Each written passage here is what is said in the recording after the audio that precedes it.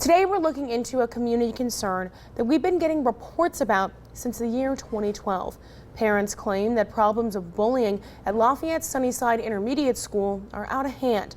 News 18's Micah Upshaw is giving us an in-depth look at these claims and how the school is responding. A trigger warning for viewers. Topics of suicide are mentioned in the story. My child has experienced bullying at Sunnyside. And my child has been bullied at Sunnyside. My oldest daughter experienced bullying. My child has been protecting kids from being bullied. My children have experienced bullying at Sunnyside. There's a problem, and I think that the consistent piece of this problem is Sunnyside. Parents are turning to protesting in hopes of bringing change. They all share this same story of their child being bullied, talking to administrators about these issues, administrators telling them it's handled, and then the bullying continuing. But it's important we first look at what the school defines as bullying. According to the Indiana School Safety Code, bullying is defined as overt, repeated acts or gestures. That's including verbal or written communications transmitted, physical acts committed, or any other behaviors committed. Because of my weight, I've been bullied. People have wished death on me and called me not so nice names, and more. Sunnyside 5th grader Anna Lynch says her experience falls right in line with that definition. I'm almost 11 and got hurt way more than my age. She wrote a letter to help cope with what she's been through. She says she experienced everything from verbal to cyber to even physical bullying. Anna would come home and say, you know, I had a bad day. There's some kids that weren't nice to me. Anna's mother, Melissa Lynch, said these conversations started becoming consistent, and it was always the same few students causing her harm. Well, I would just say, well, did you tell the teacher? And she would say, yeah, she did tell the teacher. And then I expected, since I wasn't contacted, that it was being taken care of, but it just kept going. Melissa says she and her husband went to the school several times to talk with administrators, but the bullying continued. You know, you finally realize that nothing is being done, but you know, when we started going to the office, they weren't going to help us at all. He gets very sensitive and gets very upset. Just a grade above Anna is Sunnyside student Aiden Zeck. He says he also met a dead end with administrators when it came to the incident he endured. I was going over to the sink to do something, I think, or I was going to help someone, and he just went over in my ear and said, "Die." I'm like, what? Why? This happened to him in 5th grade. Now finishing his 6th grade year, his mother Tina says that comment in the classroom caused a ripple of negative effects on his mental health. He had mentioned that he was going to kill himself a couple times, and that's when he told us about this other student telling him that.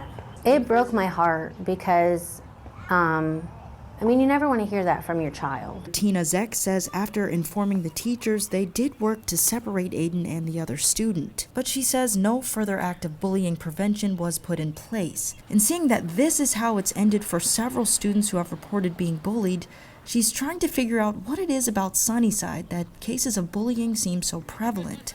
Sunnyside, they threw all the elementary schools into one building, so that I think could have been an issue. I guess just kind of throwing everybody in there and you don't really know what to expect. Population plus age could be a root to the problem these parents and kids are facing. According to Alicia Clevenger, the school's assistant superintendent for curriculum and instruction, the school is housing nearly 1,200 students per year. It's a delicate age, I think. At Sunnyside, you are all of a sudden bringing every 5th grader and every 6th grader in our district into one building. Clevenger says parents expressing concerns of bullying isn't new for the school. And I think there's always been an issue. I think it's more maybe come to light in the last few years or last couple of years with the increased use of social media. While she acknowledges that bullying can happen, she says there could be some misunderstanding with the child being bullied versus two children having a conflict. I can't say that bullying is prevalent. There are misbehaviors that are prevalent. It's about a leverage of power, and it's not when it's an equal participation, you know, like a fight where they're both throwing punches or both name calling. There's no leverage of power there, so that's not bullying.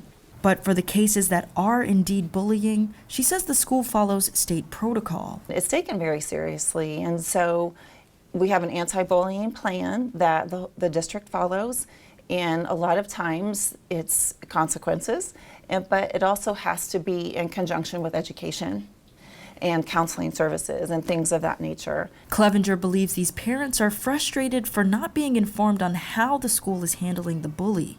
The reason why we cannot share that information with parents is due to federal law, and we refer to it as FERPA. FERPA is an acronym that stands for Family Educational Rights and Privacy Act. It works to protect a child's educational record. Once the school does discipline a bully for their actions, that record is then protected by this act and cannot be disclosed to any other person. But Anna's mother, Melissa, says that's not where her frustrations lie. I never expected to be contacted and to be told so-and-so was suspended from school or had a detention or anything like that. But I did expect for changes to be made. I expected for my daughter to not come home from school saying the same names and saying the same types of behaviors are occurring. I feel like the school's not doing enough to protect the kids that are being bullied. Coming up in our next special report, we'll take an in-depth look at the school's anti-bullying plan and a new program they've implemented. We'll find out if these parents think it's enough to keep their kids safe. Reporting in Lafayette, Micah Upshaw, News 18. The next special report is set to air next Wednesday, June 16th on News 18.